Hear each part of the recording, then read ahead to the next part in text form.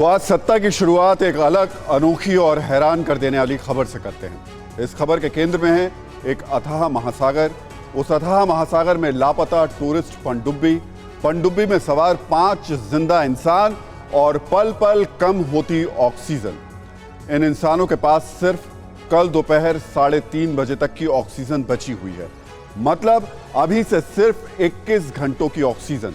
सबसे अहम बात यह कि इस पनडुब्बी में 2 अरबपति सवार हैं जो करोड़ों रुपए खर्च करके टाइटैनिक का मलबा देखने के लिए निकले थे, लेकिन अब ये लापता हैं। पिछले 4 दिनों से इनका कोई सुराग नहीं है। इनकी तलाश में समंदर में सबसे बड़ा रेस्क्यू ऑपरेशन चलाया जा रहा है, जिसमें अमेरिका, कनाडा, फ्रांस, ब्रिटेन जैसे देशों के बड़े बड़े जहाज, बड़ी बड़ी पनडुब्बियां जुटी हुई हैं। पानी के अंदर तलाशी अभियान चलाया जा रहा है। समंदर में चल रहे इस सर्च ऑपरेशन पर पूरी दुनिया की नजरें टिकी हुई हैं। कैसे टाइटैनिक का मलबा देखने का शौक अरबपतियों पर भारी पड़ चुका है, आपको एक एक कहानी बताएंगे। सबसे पहले सिलसिलेवार ढंग से समझिए कैसे एक सबमरीन समंदर में लापता हो गई।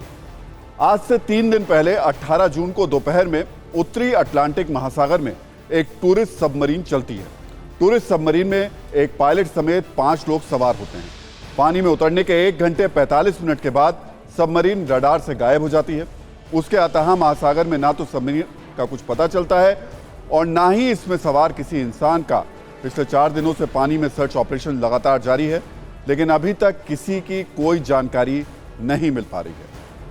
आपको इस टूरिस्ट सबमरीन के बारे में बताएंगे, इसमें सवार अरबपतियों के बारे में बताएंगे, लेकिन पहले कुछ सेकंड की न्यूज़ रील में देखिए कैसे समंदर के अंदर सर्च ऑपरेशन चल रहा है। तो सत्ता में आज जो खबर हम आपको ये दिखा रहे हैं, उसने पूरी दुनिया को हैरान परेशान कर दिया है। तमाम देश उस पनडुब्बी को खोजने में लगे हुए हैं। तमाम तरीके की आधुनिक तकनीक का इस्तेमाल किया जा रहा है, लेकिन उसके बावजूद वो पनडुब्बी नहीं मिल पा रही है। उस पनडुब्बी में 5 लोग सवार हैं और बमुश्किल अब 21 घंटे से भी कम की ऑक्सीजन उस पनडुब्बी के अंदर बची है। अगर ये 21 घंटे खत्म होते हैं तो फिर उसमें सवार 5 लोगों की जिंदगी नहीं बच पाएगी। लेकिन ये अचानक पनडुब्बी चली कहां गई? क्यों एक से एक लेटेस्ट टेक्नोलॉजी उस पनडुब्बी तक नहीं पहुंच पा रही है? इसके लिए थोड़ा सा फ्लैशबैक में चलते हैं। 10 अप्रैल 1912 ये वही तारीख थी जब दुनिया का सबसे बड़ा स्टीम बेस्ड यात्री जहाज टाइटैनिक पहले सफर पर निकला था, जो उसका आखिरी सफर भी साबित हुआ। ब्रिटेन के साउथहैम्पटन से शुरू हुआ सफर अमेरिका के न्यूयॉर्क में पूरा होना था, लेकिन 4 दिन बाद 14-15 अप्रैल को ये एक आइसबर्ग से टकराकर अटलांटिक महासागर में डूब गया था। इस हादसे में 1500 लोगों की मौत हो गई थी। उसी टाइटैनिक जहाज का मलबा समुद्र की तलहटी पर पड़ा हुआ है, जिसे देखने के लिए पर्यटक जाते रहते हैं। बड़े बड़े अरबपति करोड़ों रुपए खर्च कर समंदर की गहराई में इसे देखने जाते हैं। दरअसल टाइटैनिक का मलबा कनाडा के न्यू फाउंडलैंड के सेंट जॉन्स से 700 किलोमीटर दूर अटलांटिक महासागर में है।